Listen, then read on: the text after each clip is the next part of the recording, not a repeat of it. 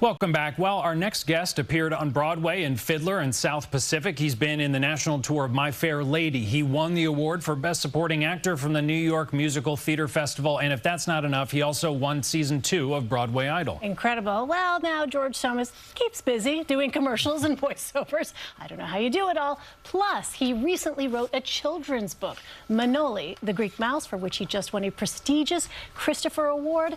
And you're joining us now. George, welcome. Thank you so much for being here, and congratulations. Thank you for having me. Congrats on the award. Thank you so much. So yes, wonderful. For Manoli the Greek Mouse. Okay, yes, I see the little mouse there. So, you know, writing a children's book, bit of a departure, right, from what you had been doing as we listed the long list of accomplishments on your resume. Why did you decide to do this? You know, they always say write what you know and write what you have to say. And I had a conversation with my cousin years ago where he had said that he didn't feel like he had found his passion or the gift or the talent that he really wanted to find. And so I thought about all the kids out there who might have a similar experience. And so I wrote this story. It is about Manoli Pontikis, a young Greek mouse who lives in a small village with his family, and he doesn't feel like he has a talent or a gift like his older siblings.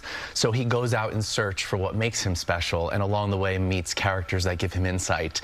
And it's ultimately a story about self-discovery and about kindness, and it was brought to life beautifully by my illustrator, Penny Serrano. Does your cousin know that his vulnerability is partially what, and honesty is partially what led to you writing about Manoli the Mouse? I'm sure he does. Wow, that's fascinating. Yeah. So you talk about sort of the lessons to be learned here. Did you know when you started writing that this was going to be the central theme, that the protagonist in this story was dealing with the exact issues that you ended up writing about?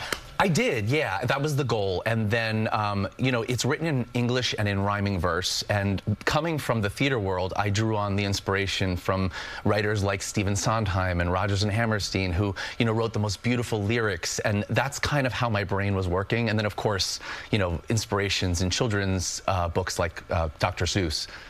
So it's fascinating because I can see now how all of these artistic influences might have really come together, right? You won a Christopher Award for this book, as we said. What is that like for you? You already have such a long list of accomplishments, but in this particular genre, this is new. I will say I come from two very supportive communities. So the Greek community that I grew up in is such a supportive community, and they rallied around the book, and they continue to rally around the book. And then the theater community, the Broadway community, is such a supportive community, and they've also rallied around the book. So then winning the Christopher Award, who celebrates the greatest of humanity, the best of children's books, adults books, television, and film. To be honored in that way for my debut children's book was really such an honor. And the goal, I've written 3 more books that hopefully are going to become a series. And then the ultimate goal is to turn it all into an animated series or animated films of some kind. So keep an eye out. Well, I was about to ask you about what's next, because it seems like from my vantage point, you have sort of a decision to make, which is stage and screen, of which you have several accolades that I listed at the top, and now you have a Christopher Award.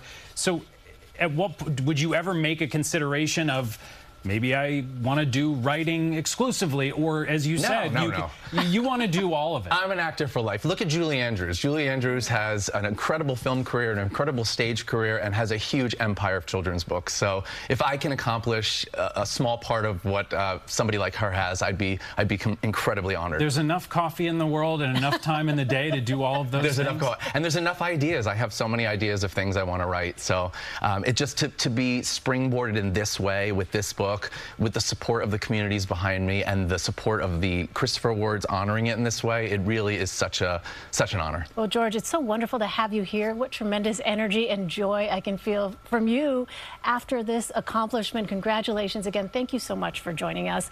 Manoli the Greek Mouse is available now, and it's in stores as well as online. We'll be right back.